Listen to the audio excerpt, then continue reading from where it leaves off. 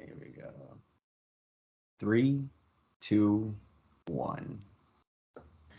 Buenos noches, amigos, and welcome to episode 30 of Not Another Sox podcast. I am Jack Webster with Matt Galvale and Matt Lebeau. As always, fellas, we are still back. Dude, we are still back, man. You know, people like John Heyman want to shit on the Sox, but we're not going away, dude. We're 500, like Matt Lebeau said. You end the month of May at 500. You're right there. And right now, that's where they are. They're in a wild card spot, so we're in a good position. We're not dead. We're not dead. No, they're not dead at all. And we took a little break from recording. We didn't record last week, so a lot to catch up on. But the Boston Red Sox are a very good ball club, as we knew that would happen. I'm really excited to have them back at 500. I would like to formally apologize for being in Canada and then missing my train back from Boston to Rhode Island, so I could not record on Sunday night. So, is that what happened? Did you actually miss your train? I missed it, so I didn't miss it. So it was just the commuter rail, and I missed the 8:35, and I had to wait until 11, and then get back to Rhode Island at close to 1 o'clock in the morning. So that was fun after traveling across the country. Did you crush some South Station McDonald's? I actually went to the Taco Bell about 2 blocks away, and I just wanted to make my night terrible. Get some Baja Blast, get a nice crunch wrap, and just go from there. I didn't grab way too much sauce. You have to grab way more sauce than you think you would ever need in your life. Exactly. But, exactly. It has its tradition. You can save it for later, and dude, there's nothing hits like when you're taking the train and you just gotta feed yourself something disgusting. That's the only way you do it. Yeah, welcome to my life. Pretty much. Yeah, you guys are big train guys. I gotta be honest. I don't know the last time I was on a train. Yeah, I do. Sometimes I just feel like I do like driving. Sometimes because I like the being in control of like when I can leave and like that's me. I don't have to like wait, you know what I mean? But that's definitely me. But if I'm gonna get like pretty blasted, then yeah, like obviously take the train. Why not? Yeah, I'll probably just drive home drunk. Just stay out of my way. Just me and Joe Biden. We just love the train. This is actually the first recording ever where we actually have a live game going on, though. Little West Coast action with the Angels right now. Sox up 1-0, so we'll try to stay up for the game as late as possible, but these West Coast games are definitely a little bit killer once you're actually in your late 20s and have a full-time job, unfortunately. Oh, they're hard, dude. They're hard, man. I like on paper, it's cool. The thought of it is cool. And, like, I think for a Friday and Saturday night, it's fine. You know, maybe when you go out or, like, if you're out and the game is on and it's, like, later than normal, like, that's always really cool. But, dude, like, if it's a weekday and the game starts, like, anytime past 9 o'clock, dude, fucking put a bullet in my head because I just can't do it. I just physically can't do it. I just sleep. I love sleep. So I used to work for Big Tony's in Providence, Rhode Island for the 4 a.m. shift. So those like West Coast late night games were perfect because they started at 10 and went to 1 in the morning. And then I only had another 3 hours after that. So I didn't mind it, when I was more in my youth. But now I'm an old grumpy man and I have to check the box score when I wake up in a panic at 3 o'clock in the morning. Yeah, that is true. The worst is like when you go to bed and like they're winning and they fucking blow it, which always happens on the West Coast. They do blow a lot of leads, knock on wood, but they are winning right now. It is 1-0.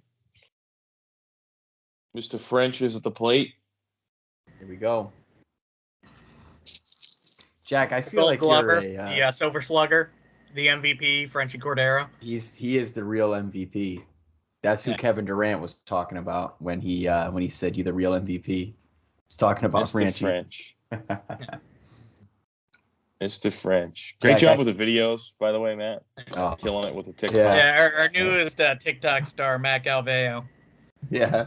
I will be twerking at some point. If the Red Sox win the World Series, I'll do a video of me twerking. Yeah. For the viewers, I think everybody would love that. I feel like we gotta lower the bar a little bit. I feel like even if we make the playoffs, you have to do that. Okay. And World Series, we're going streaking or some shit like that. We're going absolutely fucking bonkers. Yeah, I actually agree. I feel like twerking is deserving of a wild card spot. Maybe even like upside down, like on a door or something like that. Dude, you know what? Really I used to do that. I used to do that in college when I had a couple too many beers. I'd be a big twerker right on the wall or right on the door. I'm going to do it right now. I won't do it right now, but I will record a video of me doing the door twerk or wall twerk if they make the playoffs. Okay. If the season ended today, you'd be twerking. Dude, I hope I do. I hope I end up twerking. Dude, how unbelievable is that, though? I mean, literally a month ago, everyone was saying, well, not necessarily everyone, but a lot of media guys, and specifically John Heyman, that fucking rat piece of shit, was saying that the Red Sox need to sell. Everyone was saying, I mean, again, not everyone, but a lot of people were saying the Red Sox needed to sell, and now they're in a playoff spot. Like, people were just excited for the possibility of a big team with a lot of free agents that are impending in, not only this year, but the year after that, being able to sell so that way, you can mix and match your own team. But it was never going to really be a reality. The Red Sox were never going to actually trade Bogarts or Eovaldi, no matter really how bad they were. So thankfully, we're in a spot where we don't need to. We're in a spot where we are going to probably add at this point. But yeah, no, that was always just such a overreaction to begin the season. No, for sure. And I feel like it's just so typical with, like, obviously in Boston, like the Boston media and, even the national media. Anytime something like this happens to like a Boston-based team, like the world is like coming to an end and it's like full on like apocalypse. And they're like, oh my God, just get rid of everybody, trade everybody, fire LeBron James as the owner, do like all that. LeBron James is going to sell. Yeah, right. Yeah. Just fire literally everybody. But yeah, it's just like you guys said, it's always like an overreaction when like, any type of like inconvenience or any slump or anything like that happens. It's like full on like fire sale every time in Boston. But that's just part of the territory here, I guess.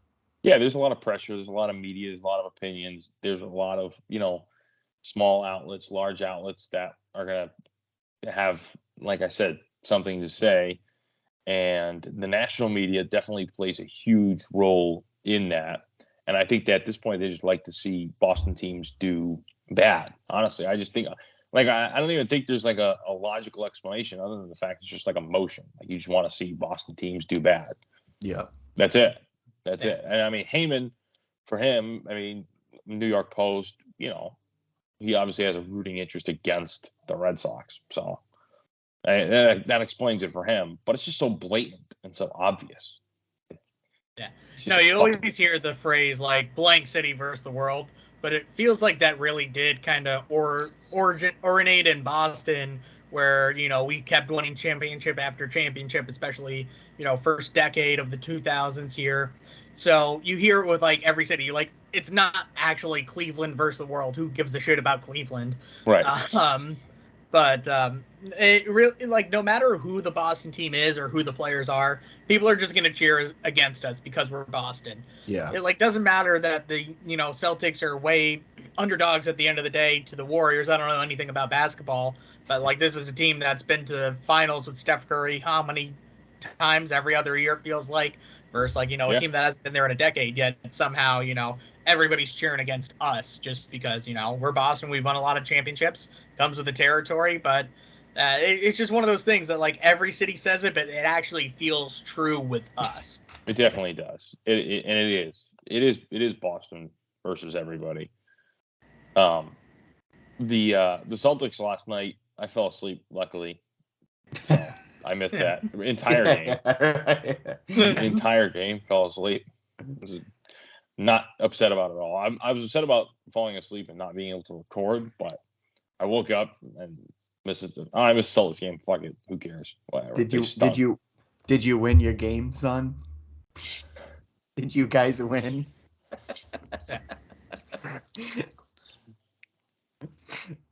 Are you winning, son?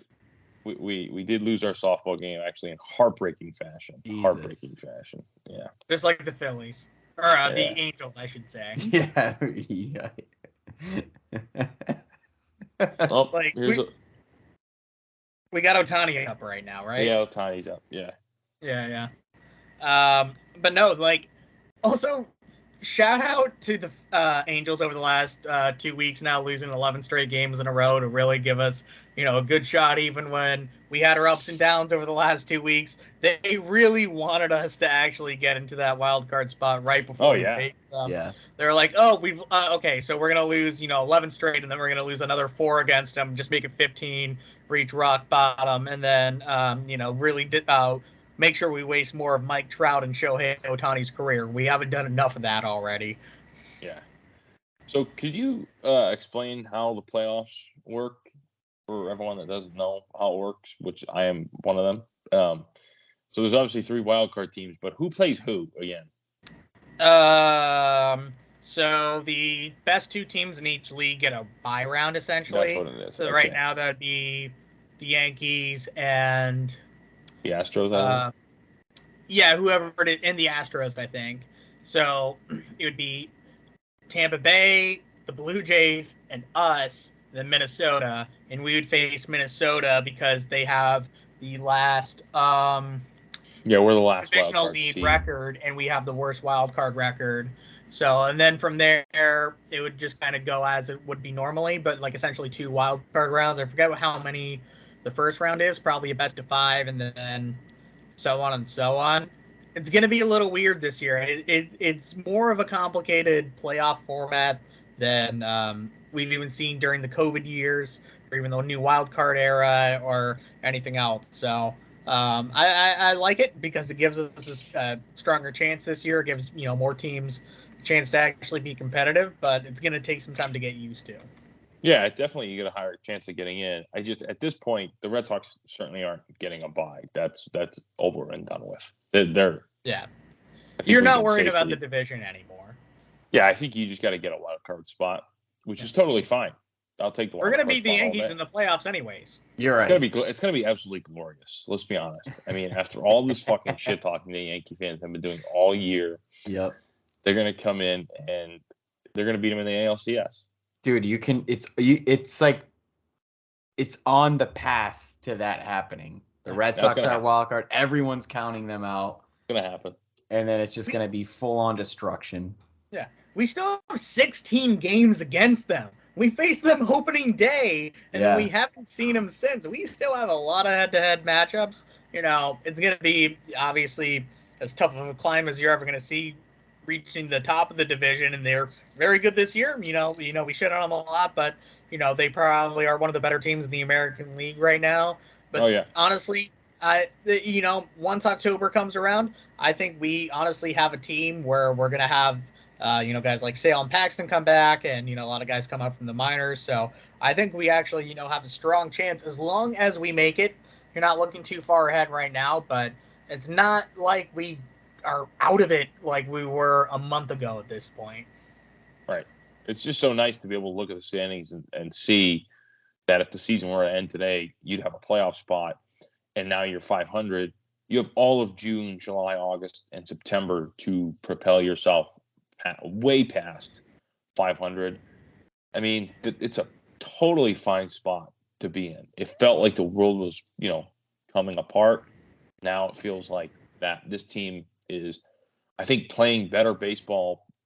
You could honestly argue that this is the best stretch they've had for either 22 or 21. Like 2021, I mean, they had a couple of good stretches, but this stretch, they're dominating teams, 12 runs, 14 runs. And don't forget, last year, that run differential, even at the end of the year, was still like nothing special. They had like an average run differential. Yeah. And now they're 500, but I think they have like a plus 35 run differential.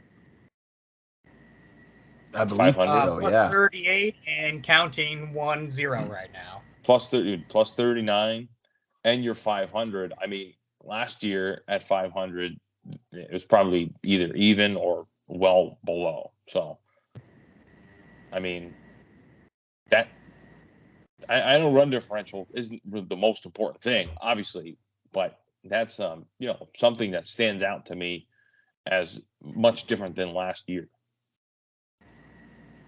Oh, exactly. Absolutely. And we've had, kind of blowouts on each end, so it does kind of even out in terms of that and everything. So I feel like where we're actually at right now is actually more reflective of how we done than just having 2 or 3 blowouts where we went 14-0, because we've had games where we've lost 14-0 at the same time.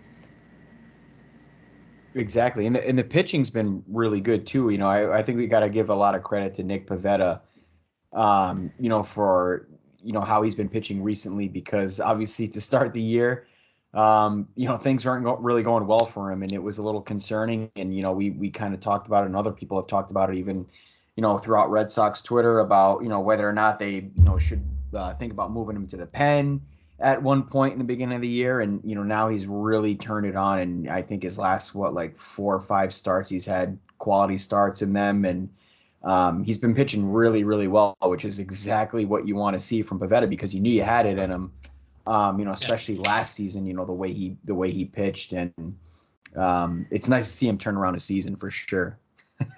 He's got to keep those lips nice and hydrated. It's a special treat for some of the YouTube watchers. But no, it really feels like Nick Pivetta is kind of pitching more with a little bit more of that fuck you behind him, where he's actually having success, and you can start to see that energy, and you can start to see that crazy Canadian in him.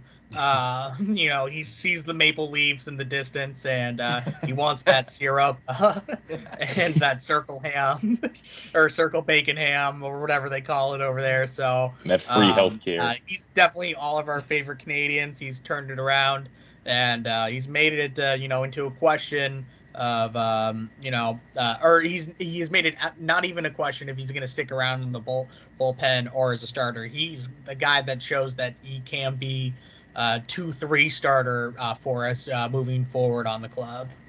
Yeah, he's a Cy Young candidate right now. I mean, he's a candidate.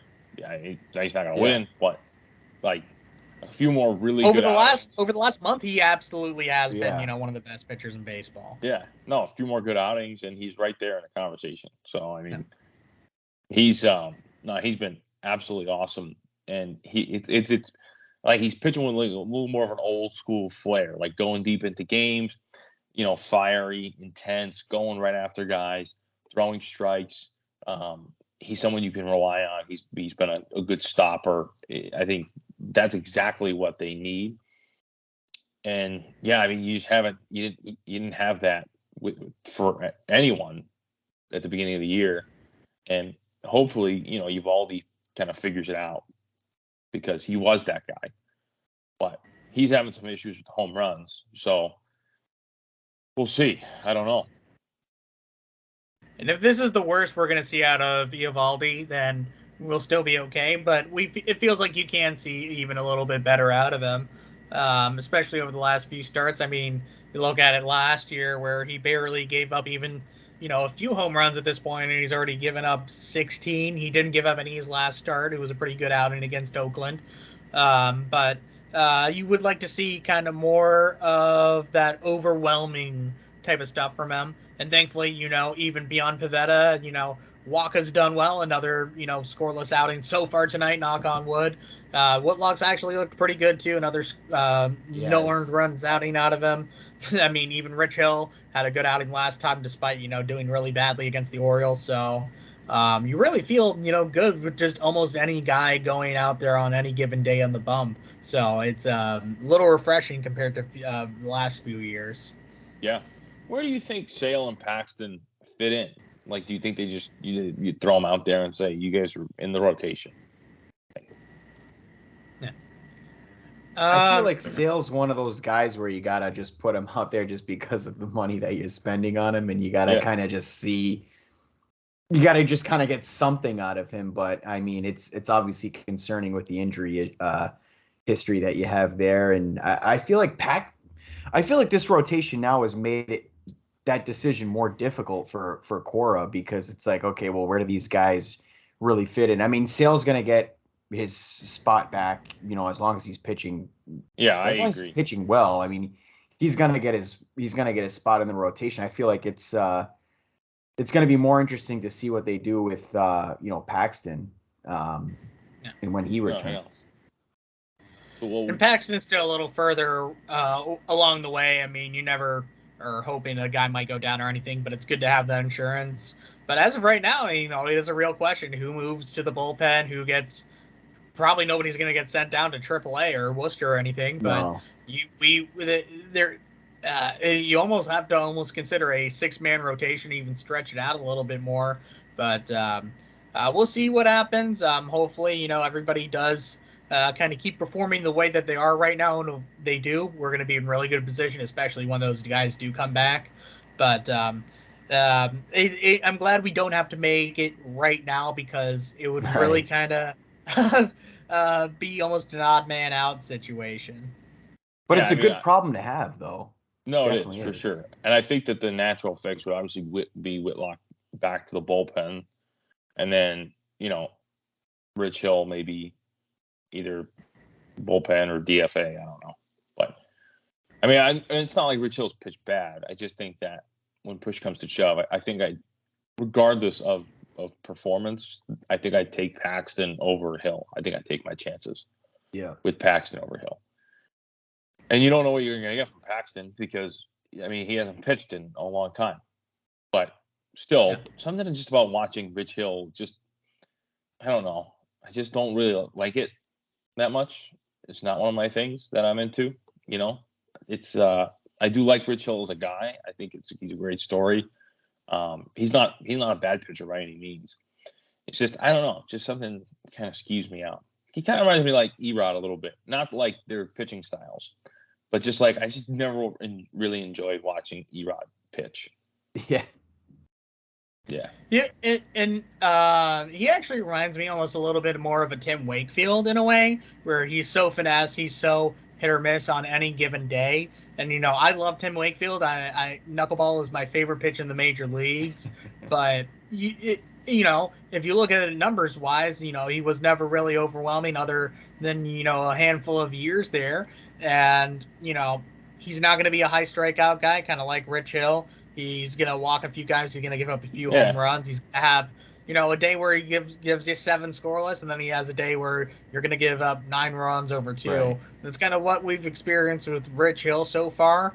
And, he's 42. Who knows what's left in the tank, whether it's with us or even with another team. But he's not a guy that's going to go to the pen, I feel like. He's not a guy that's going to go down to Worcester. He's kind of, rotation or bust in a way, which is unfortunate. Yeah. Yeah, then bust. Fuck it. I mean, you're going to have to make a decision like that at some point. Exactly. It's going to be difficult. It's going to be difficult either way. He's certainly not going to be pitching in, like, the playoffs. Like, he's not going to be a starter in the playoffs. I mean, you have Eovaldi, Pivetta. That's your 1 and 2. And then the 3 spot is going to be, I mean, whoever you want it to be. Michael Wacha, Garrett Whitlock. When it comes to the playoffs, we've seen it with Cora where, it doesn't matter if you're a starter reliever. Any guy can come out at any point, which happened in, 2018. It happened in 2021. So I'm less worried once we get to the playoffs, because it's going to give Cora so many tools to mix and match. Rich will come out of the bullpen, if we're in the ALDS or we're facing the Yankees, because, that's the time to give it all. But he's not going to be a full-time reliever, from July to September. But the bullpen's a different animal, or the postseason's a different animal, I should say. Yeah, it is.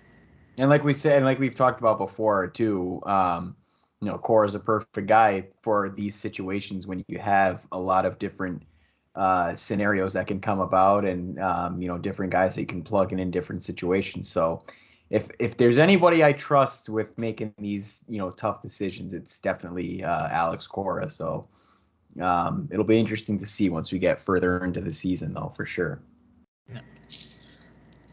It's been since he has shaved his beard. We called it, and it's been an actual fact. We've had some ups and downs, but so far since he has shaved his beard, the Red Sox have indeed been back. Yeah, it's literally it. Yeah, that's the exact timeline.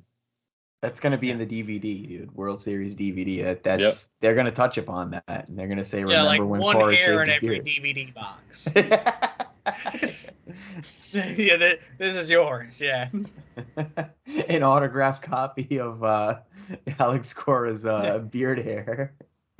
He's kept it in a little Ziploc baggie this entire time for like a charity auction or something, but he's gonna put it in the World Series DVD like an eyelash almost.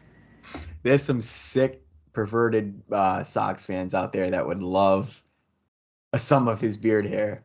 Oh yeah, they're listening.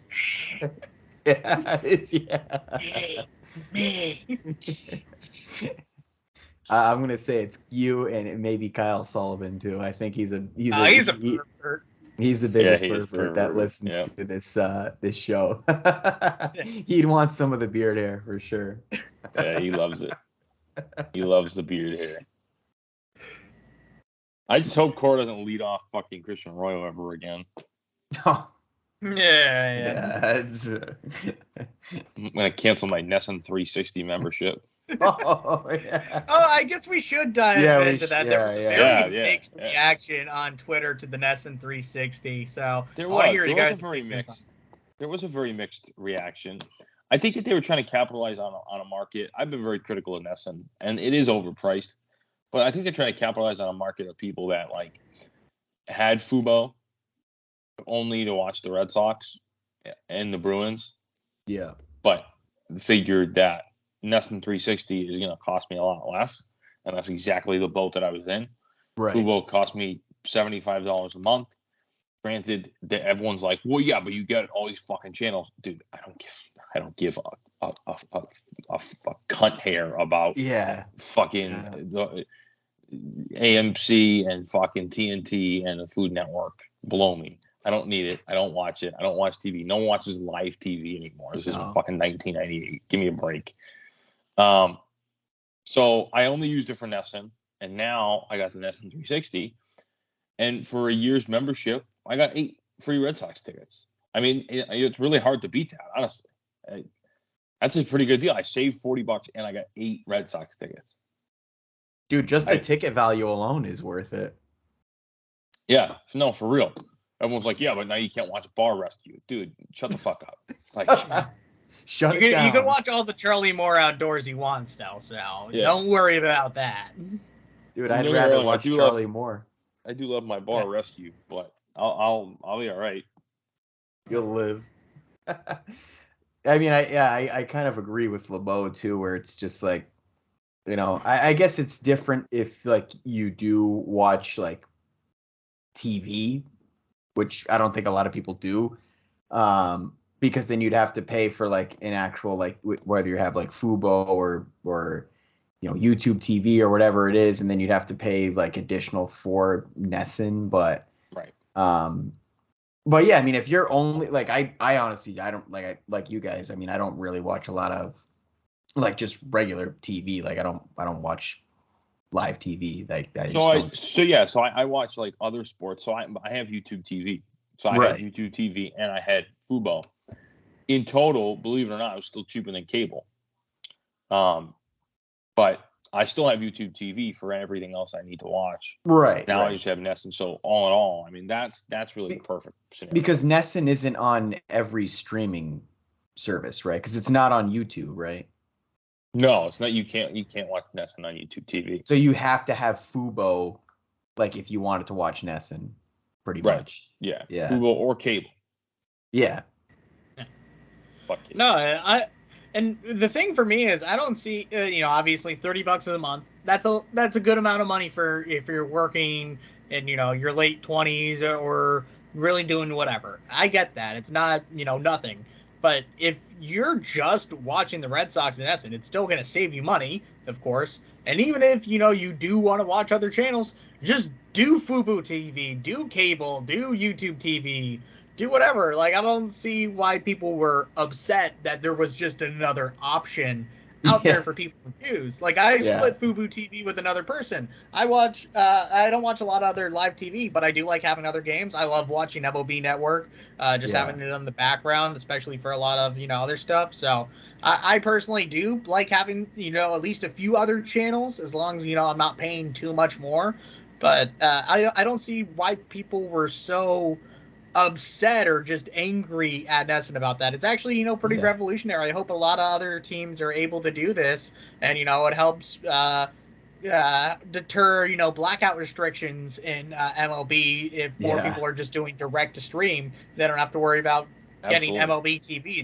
They can just actually watch their team a la carte, essentially. Yeah, it's not like the streaming service came out and said, if you want to watch the Red Sox, you have to buy this streaming service. Like, you can't watch them anywhere else, even if you have cable.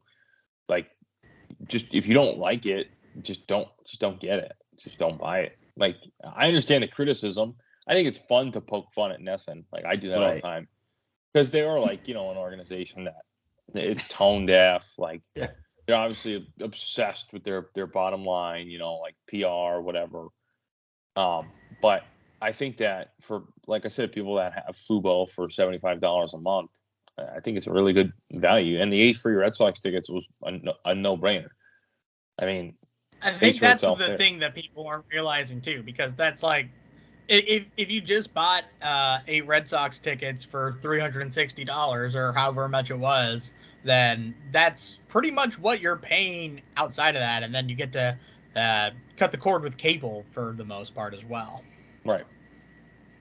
And like you guys both just said too, like, I mean, we do like to shit on NESN, and I don't, I have my own gripes with NESN too, which I think they're just, the station's kind of shitty in itself, but I mean, good for them to try to, like you said, Jack, they almost pretty much revolutionized like the local markets, with teams being able to, you being able to stream the Red Sox directly through NESN, with blackouts and all that kind of stuff too. So it's credit to them and I obviously they took shit for it from some people, but I mean, it's a new thing that they tried, and good for them. Hey, they're trying to do something different, and it's really not like NESN to do this. So it's definitely, I feel like, a step in the right direction, and I feel like for the most part, I think people are gonna enjoy it. So good for them. Yeah, no, for sure. It was just a challenge. For Rob, it's a new show too. Yeah. Yeah. Beyond Fenway, right? And I think we're all former fans of Section 10 and Carrabba, so I think it's good that he's finally able to do things without the Barstool label and other companies worrying about what people would say about that. So I think it's good for Red Sox Nation that they're actually able to do something with probably one of the most notable fans or personalities with the Red Sox. Yeah, I'm really happy for him. I love Carrabba. I think it's fantastic. I won't watch a second of that show. No, I'm not gonna watch a second of that show. I would rather. I'd rather die. No, I'm so good. I'm not being petty at all. Like, I'm not like being like, oh, that should be me. Like, not even close. Not even close. Nowhere near as talented. Really, really happy for Carrabba. He's a great guy. Great fit. Won't watch it. Not even a split second. So, couldn't pay me to watch it. Would you rather watch that or Sox Appeal? I'd rather watch NESN Clubhouse. Dining playbook. Watching Wally eat cats. NESN Clubhouse dining playbook with the finest cats that Wally eats around Fenway Park. It's a crossover. They really should get Wally on dining playbook and go around and try different cats. I really think they're really missing out. There's definitely a meme edit in there somewhere for us to with dining playbook and cats. Yeah, no, I'm actually, you know what? I'm gonna do this real time here. I'm gonna Google dining playbook Wally Red Sox and see what comes up. I'm sure that's gonna be an interesting search, because the Wally thing did catch on. So I you know what, I always wonder if anybody, who saw the Wally thing. Maybe they wrote something on it or something. Some kind of blog must have wrote like, "Oh my God, these guys are saying that Wally eats cats or whatever." Oh, It's yeah. some like basement blog. Yep. Picks up steam fast, dude. Yeah. He eats cats. I mean, it's well documented. It was on Wikipedia, so it's got to be true. It was on there for a long time. I think we might need to put it back up again, just under a different IP address. Yeah, I was gonna say that way the liberal fake news can't take it down. Is that how it works, though? It tracks your IP address, like it won't let you do it again. I don't know. It's the internet. It's Bill Gates. It's Elon Musk. It's the internet. I don't know how it works. I just use it.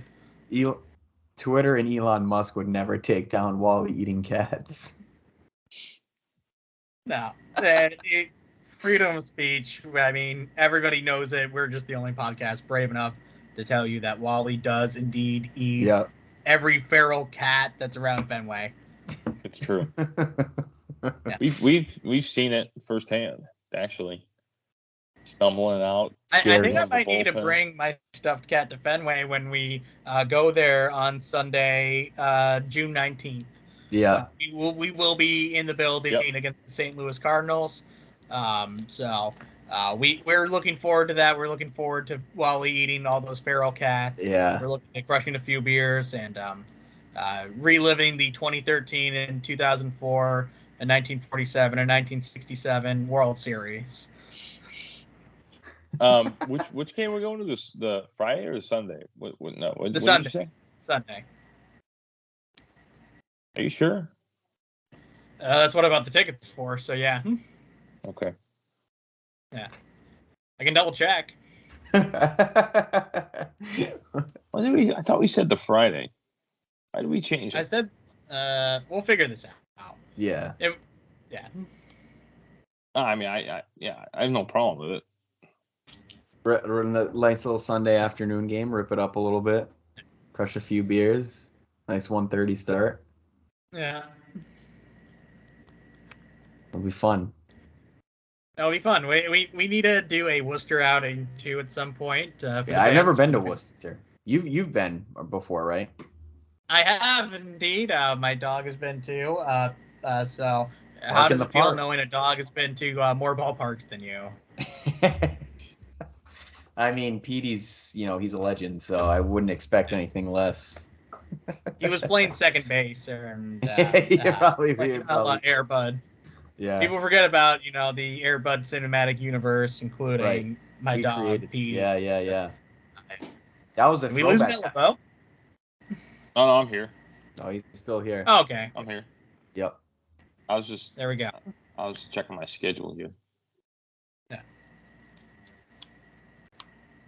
But that episode. I'm glad we're figuring this out now. Yeah. It's all right. This is raw. This is raw content. Don't get it twisted. What the people want. Don't get it twisted. Nobody knows what it means, but it's provocative. This does get the people going right here. They love this kind of stuff. Raw content. Nothing like checking the day planner while recording a podcast. Hey, we need to be on the same schedule here. I got a doctor's appointment in the morning. I got lunch with mom in the afternoon, and a strip club in the evening. So. Foxy lady. Yeah. I gotta need cinnamon. Yeah.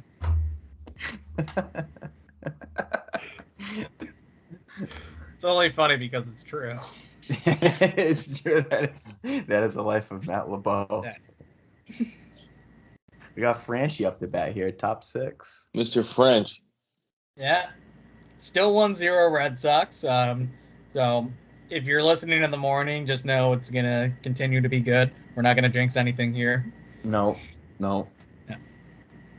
Oh If you're yeah. they totally won Yeah. if you're listening. He looks like a guy that might actually just end up taking over at first base at this point, though. Dude, he's played pretty well, honestly. Like he's he's hitting the ball well. He's like you said, Jack. He's a guy that can definitely really challenge Bobby Dahlbeck to that first base spot for sure. I mean, good for him though. Honestly, good for him. Yeah, he's awesome. He's awesome, Mr. OBP, Mr. French. He seems like a very likable guy too in the locker. I think they like him. I think they like him. Yeah. From everything that I've heard, he's a big clubhouse guy, and you actually see at the time of his arrival is kind of the time when we started playing better too. So it never hurts to have that almost correlation, even if it's not direct. To a guy that got called up, your team starts playing well. He has a ton of clutch hits. He just had that huge 3-run bomb off of Montas on Sunday here. So he's earned his playing time, whether that's in right and left at first. And I think we're not going to see him down in Worcester at any other point this year. I think he's here to stay. Yeah, he's definitely here to stay.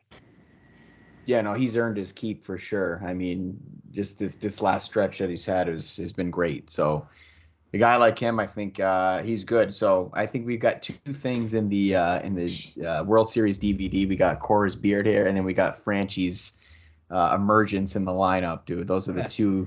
Those are two key points. Fucking testicles. There's going to be some other ones too. Maybe a couple other guys join. Yeah. We'll see. Christian Vazquez, kind of weird ginger beard. Ooh, that's another thing we got to talk about. Matt Lebeau, you got to address this Vazquez. Yeah. We'll let you have the floor right here. Dude, I mean, Christian Vazquez is making me look like I've never watched a baseball game in my life. But yeah, I mean, probably about a few short weeks ago, I think I wanted him and his entire family removed from the New England area. And he has since turned into Ted Williams, like pretty much almost immediately after. So, I mean, I actually cannot believe it. He's like hitting the ball hard, and he's hitting above 300.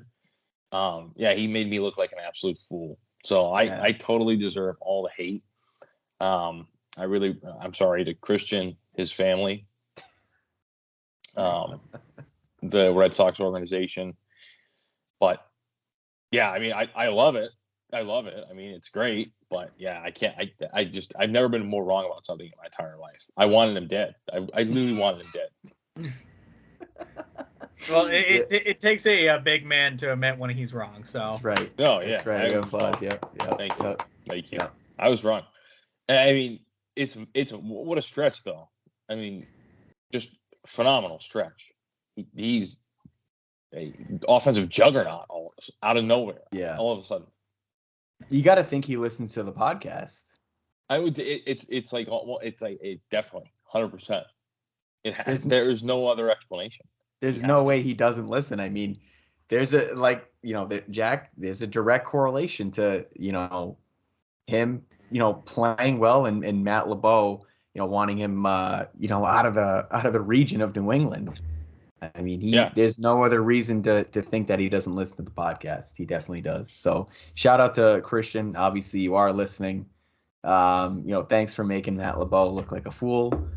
We all appreciate it. Yeah, at this point, we know Christian Vazquez listens for fuel. He's in the cage just listening. We try to. The only RBI tonight so far.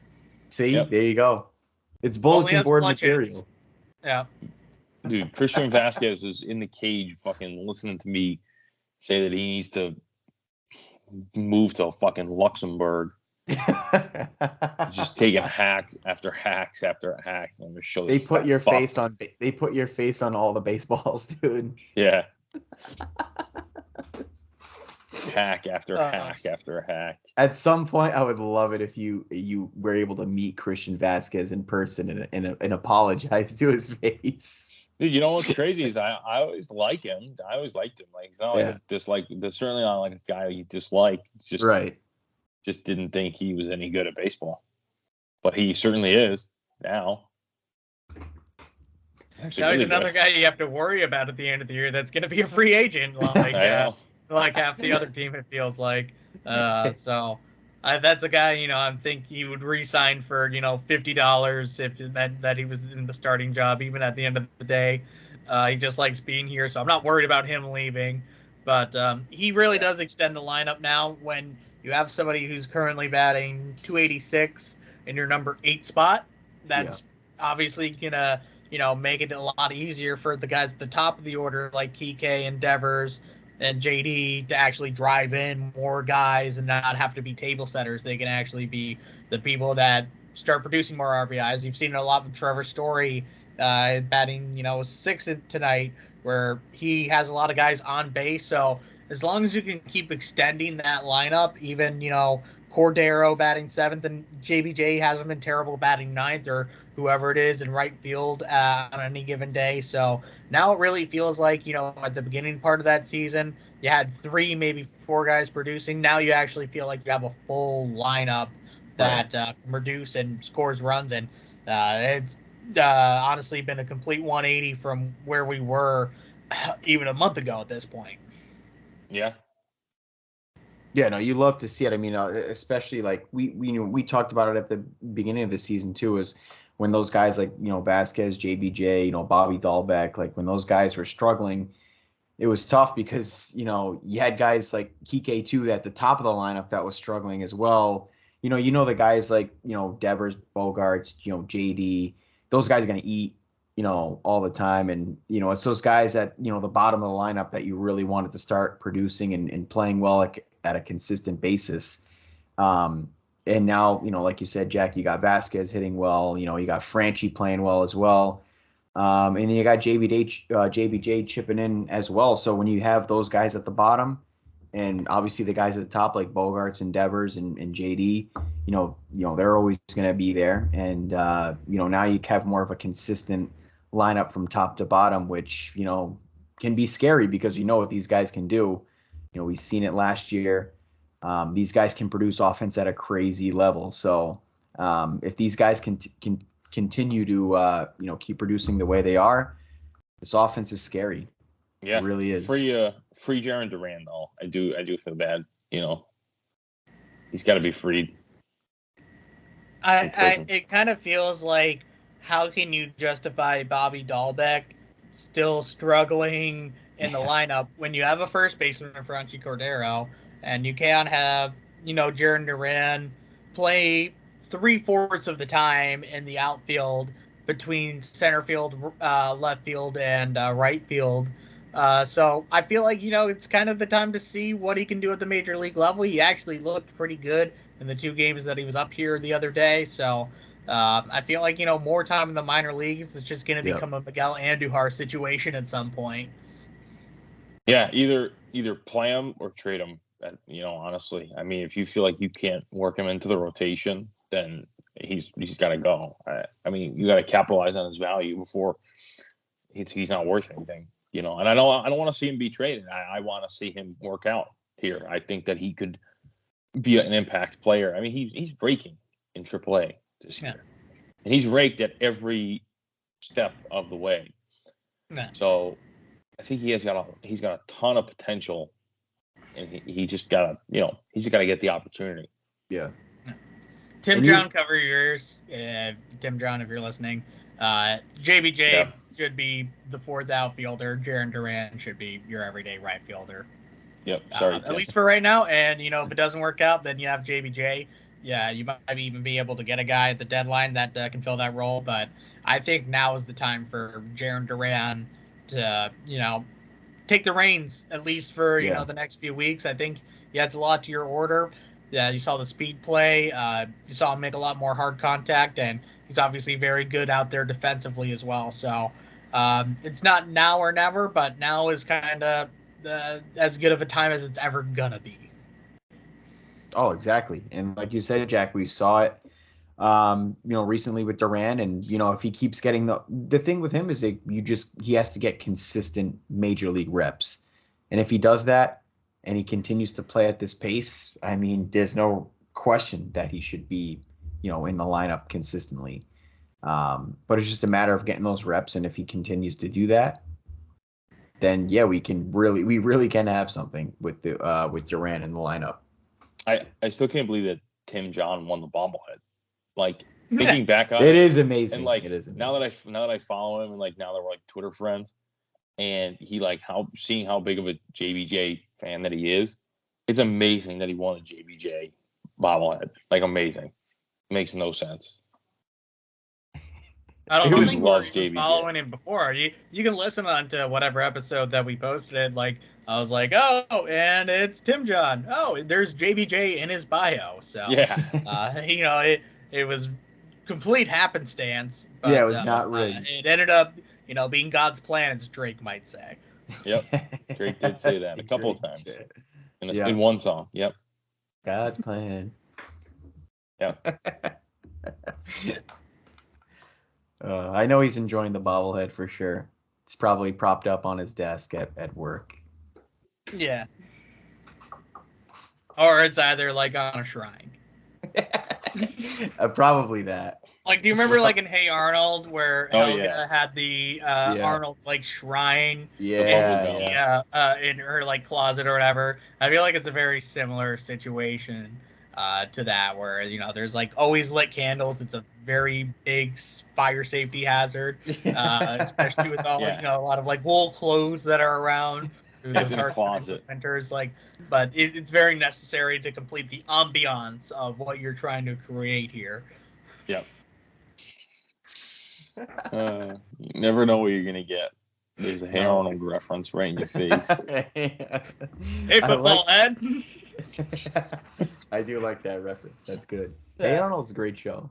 It's fantastic. Yeah. But now you need like Paramount Plus to watch it, and nobody wants to buy Paramount Plus. No.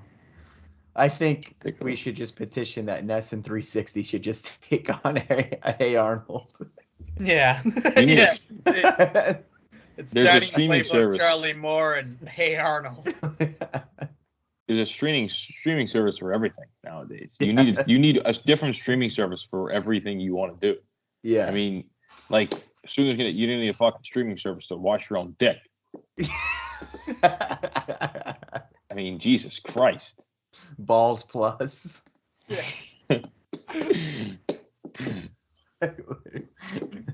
Download NASP Plus for some spicy exclusives from us. Dude, I would 100% sell my fucking balls on the internet. We are gonna. I think you might need to pay somebody to do that. It's like a reverse OnlyFans situation. Yeah. Yeah, I'll give you a wiener I'll give you $1 if you look at my wiener.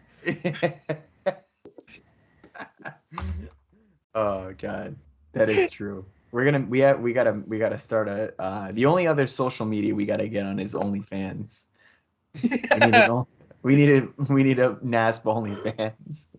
And then Ask Jeeves. Yes. Jeeves, yes. How about fucking Jeeves. Michael Wacha? 6 scoreless tonight. Yeah, he's fantastic. He really is. He's dealing.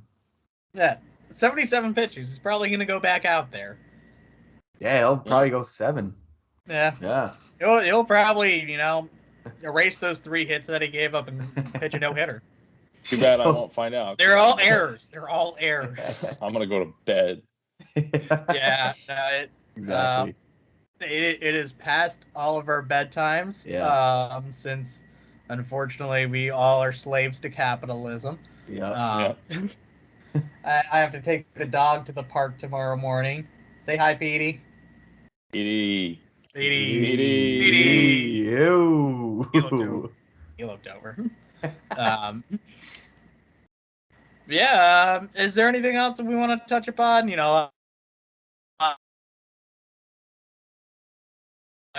Coming up on next Sunday, but should hopefully still be the same vibe.